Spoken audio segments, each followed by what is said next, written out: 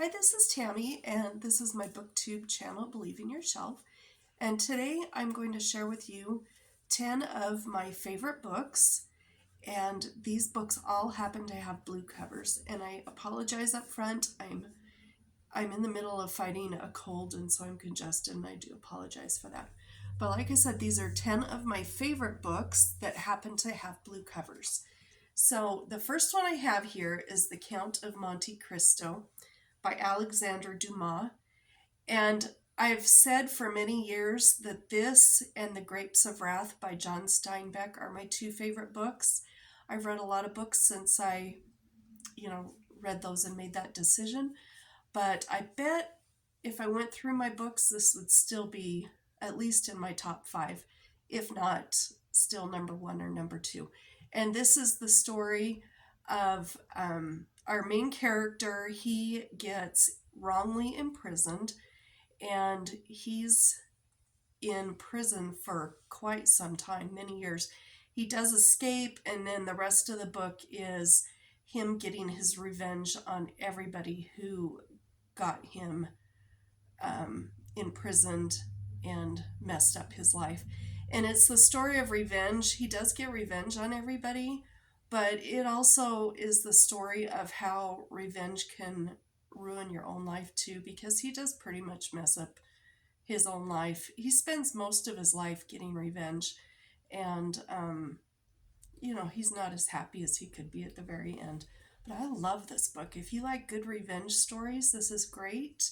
And I love this copy because it's got the gold sprayed edges and the really pretty cover. I love this one so much. Another book I have that's got a blue cover is by Karon, At Home in Mitford. And I'm sure most of you have heard about this book. This is the first one in the Mitford series. And in this, we're following Father Tim, and he is a pastor or a preacher. I'm not sure which it is that he is. But his life gets turned upside down. A dog comes into his life. A young boy named Dooley ends up being pushed on him. Also, he's got a new neighbor who he kind of has a little bit of a crush on. And I love this book. It's very slow paced. This is very much a character book, not a plot driven book.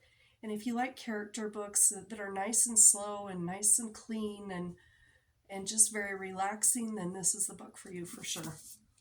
Another book I have is called The Ark by Morrison. And this is one that I read because of my dad. And this is an international thriller. We're following Tyler Locke, and he gets involved with another character, a woman in this book, and there's just chases and thrills and twists and turns at every angle.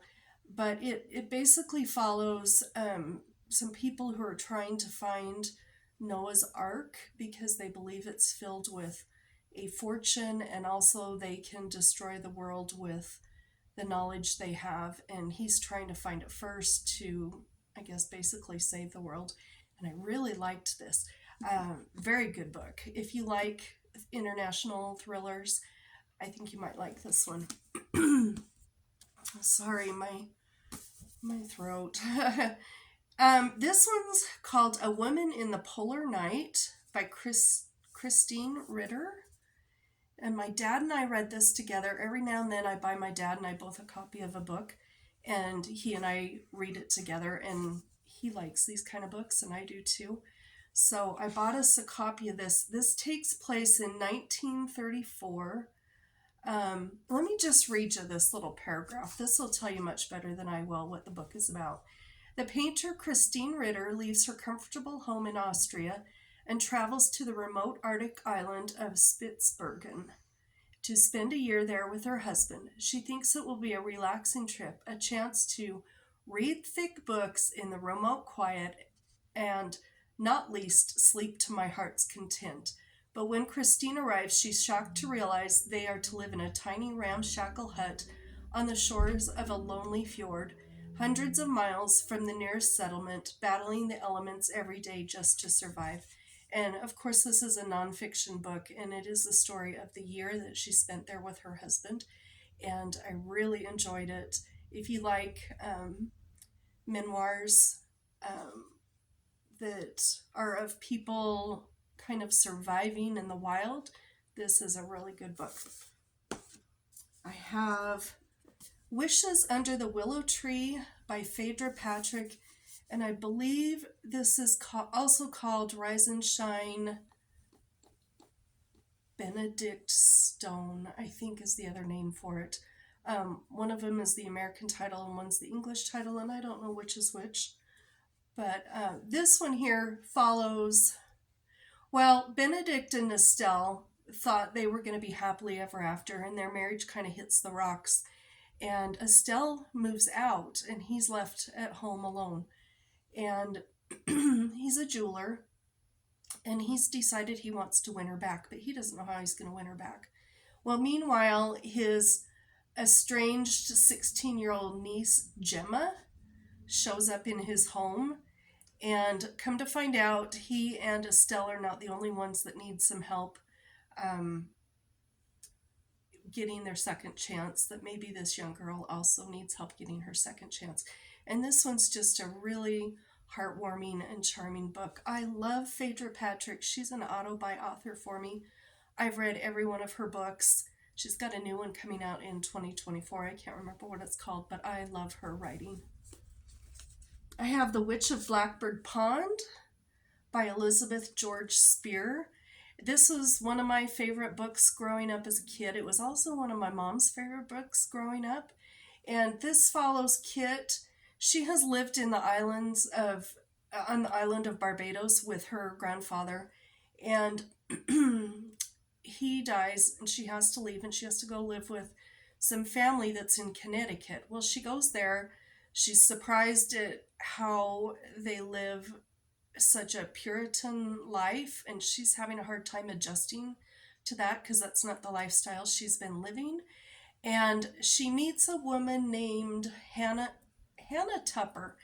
Now, everybody in the village thinks Hannah's a witch, and they don't like her, and she actually likes her. She wants to be Hannah's friend, but she has to decide if she's going to stand by Hannah or if she's going to just kind of ditch her so that she doesn't risk losing everything that she has in her new life. And I really enjoyed this book. This is a great book for any age, I believe. I have The Lake House by Kate Morton. Kate Morton is another auto-buy for me, another auto-buy author. I hope you can see the title there. And this follows, it's 1933, and Eleanor and Anthony have this great big huge home, and they have this grand party, and they end the night with fireworks. Well, they've left their young son, who's a year old, in the home sleeping while they're out having this party in the backyard. And when the party's over, they find out their son has disappeared. So they are devastated, and they move to London with their 3 daughters, who are named Deborah, Alice, and Clementine. And they never go back to their family home. So this follows Alice in her later years. I think she's, I don't know, about 80 years old in the present day. And she's a mystery author, and she's contacted by a young gal who has questions about the disappearance of her brother. And the two of those, them get together, and this is the story of current day with Alice and, what is her name? I'm not sure what her name is, the current day girl, but anyway, and it also goes back in time when Alice was younger, and I thoroughly enjoyed this book. Okay, this is a totally different type of book. This is called The Slumber Party by Shannon Hollinger. It says, one of us died, one of us is a killer, an utterly gripping and addictive psychological thriller. Now, this book is split in 2 different timelines. It follows these 4 girls as they're teenagers because they're the best of friends all through school. And the other part of the book is them as adults, but it goes back and forth between the two different timelines. And they did have a great big graduation party. One of them was killed, of the four, at a party that they had, and one of them was the one that killed her. And they've promised each other, and they're never going to tell anyone what happened. And in present day time, they do see each other around every now and then, but they just avoid each other. But somebody comes to town, there's some notes that start showing up, and everything happens. So I enjoyed this one a lot, and I think it was pretty clean book too. I don't remember there being any language or anything in it. So if that's important to you. I'm down to 2 books, and I'm gonna try and not talk forever about this one. This is one of my all-time favorite books, The Old Man and the Sea by Ernest Hemingway. And this is an old copy. Let's see when it was published, if I can find it.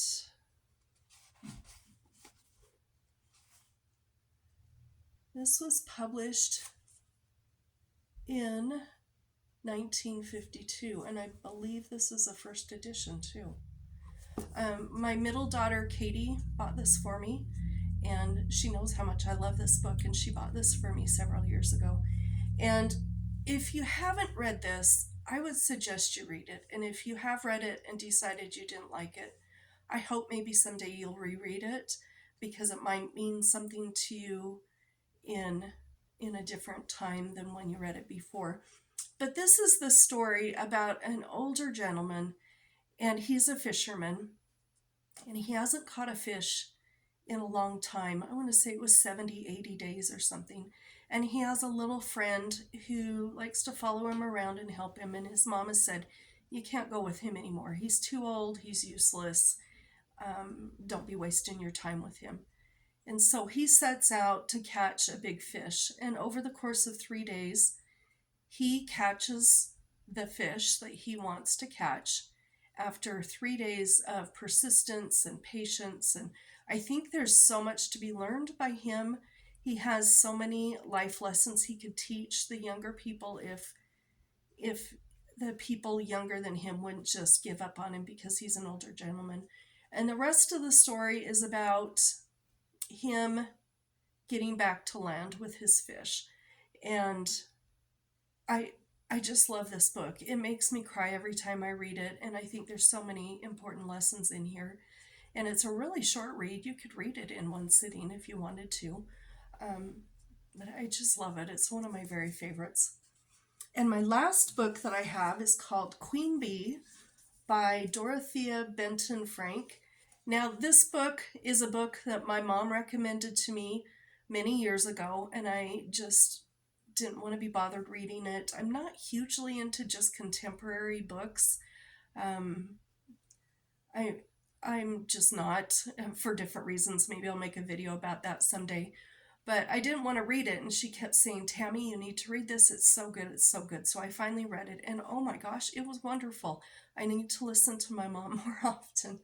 But this is the story of Holly, and she's a beekeeper, and she lives at home with her mother. Her mother is bedridden and really ornery, really mean. In fact, Holly calls her Queen Bee because she's kind of an angry bee. And she has a sister who's polar opposite of who she is. And she has moved out and gotten married. Well, her sister shows up unexpectedly, and a new neighbor moves in, and it's a gentleman with a daughter. I believe it's a daughter. And she and her sister are both interested in the guy that moves in next door. And then some things happen with the mother, Queen Bee, and she gets out of bed, and she's decided she's had enough of that, and she's moving ahead with her life. And boy, does she move ahead. This book was hilarious. I laughed out loud so many times, and it left me with the biggest smile on my face when I finished it. It was just really a delight to read from beginning to end. So I hope that some of these books might be of interest to you, and you might want to read them someday. If you do, let me know below, and happy reading.